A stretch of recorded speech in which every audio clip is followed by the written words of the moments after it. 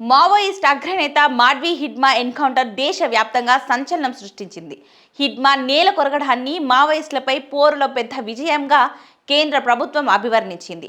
అయితే మావోయిస్ట్ అనుకూల వాదులు హిడ్మాది బూటకపు ఎన్కౌంటర్ అని పట్టుకుని మరి చంపారని ఆరోపిస్తున్నారు. ఈ నేపథ్యంలో Maoist party Dandakaranya special zonal committee సంచలన లేఖ విడుదల చేసింది. అందులో వైద్యం కోసం విజయవాడ వచ్చిన హిడ్మాను అరెస్ట్ చేసి 3 రోజుల పాటు చిత్రహింసలకు గురి చేసి ఆ తర్వాత మారేడుమిల్లిలో బూటకపు ఎన్కౌంటర్ చేశారని ఆరోపణలు గుప్పించింది.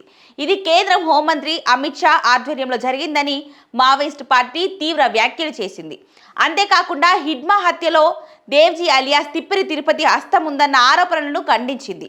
మావోయిస్టులను అంతం చేయాలని కేంద్ర ప్రభుత్వం చేపట్టిన ఆపరేషన్ కగార్లో భాగంగా ఇటీవల మారేడుమిల్లి, రంపచోడవరం పరిధిలో ఎన్కౌంటర్లు జరిగాయి. దీనిపై దండకారణ్య స్పెషల్ జోనల్ కమిటీ వికల్ప్ పేరిట సంచలన లేఖను విడుదల చేసింది. మావోయిస్ట్ పార్టీ కేంద్ర కమిటీ సభ్యుడు, Dandakaranya special zonal committee secretary Madvi హిడ్మాతో పాటు మరో 5గురు ఏఓబి ఎస్జెడ్సి సభ్యుడు శంకర్ది ముమ్మాటికి హత్యనేనని ఆరోపించింది. హిడ్మా నవంబర్ 17న చికిత్స కోసం విజయవాడకు వచ్చిన సమయంలో ఆంధ్రప్రదేశ్ పోలీసులు అరెస్ట్ చేశారని పేర్కొంది.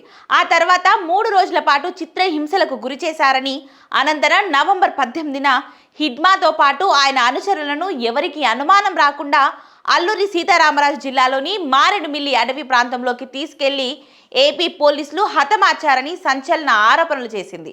అలాగే నవంబర్ 19న రంపచోడవరంలో శంకర్తో సహా మరో 6 మందిని హత్య చేశారని మావోయిస్ట్ పార్టీ చెప్పింది. మొత్తం 13 మంది మావోయిస్టులు హతమయ్యారని, 50 మందిని అరెస్ట్ చేశారని పేర్కొంది. అరెస్ట్ అయిన వారిలో మావోయిస్ట్ పార్టీ అగ్రనేతలు దేవ్జీ, మల్లా రాజిరెడ్డి లేరని క్లారిటీ ఇచ్చింది. హిడ్మా కదలికలపై ఇదివరకే లొంగిపోయిన పార్టీ సభ్యుడు కులాస్ పోలీసులకు సమాచారం ఇచ్చాడని చెప్పింది. అంతేకాకుండా విజయవాడకు చెందిన ఓ కలప వ్యాపారి, ఫర్నిచర్ వ్యాపారి, బిల్డర్తో పాటు అల్లూరి జిల్లాలో ఐటీడీఏ కాంట్రాక్టర్లు ఇందులో కీలక పాత్ర పోషించారని ఆరోపించింది.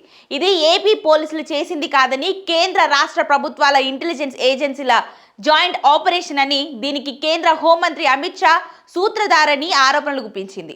అలాగే హిడ్మా హత్యతో పార్టీ అగ్రనేత దేవ్జీకి కారణమయ్యే ఆరోపణలు మావోయిస్ట్ పార్టీ ఖండించింది.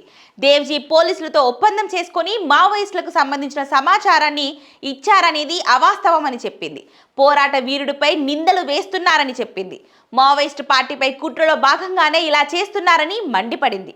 అంతేకాకుండా భారత్ను కార్పొరేట్ హిందూ దేశంగా మార్చాలని బ్రాహ్మణ్య హిందుత్వ ఫాసిస్ట్ ఆర్ఎస్ఎస్, బీజేపీ ప్రభుత్వాలు ఖగార్ యుద్ధం సాగిస్తున్నాయని సంచలన వ్యాఖ్యలు చేసింది.